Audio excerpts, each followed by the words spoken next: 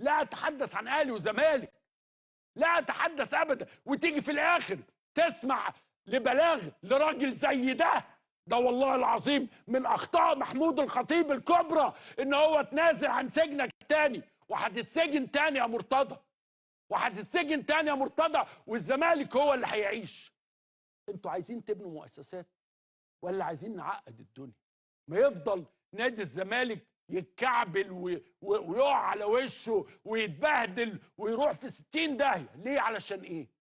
انا راجل حكيم، انا رئيس وزراء حكيم، انا وزير رياضه حكيم، انا وزير تعمير واسكان حكيم، انا رئيس جمهوريه حكم حكيم بين الناس، اتدخل واقول لهم يا جماعه مشوا القانون بما فيه فايده المؤسسه المصريه، فايده القلعه الرياضيه المصريه 1911، نادي الوطنيه المصريه.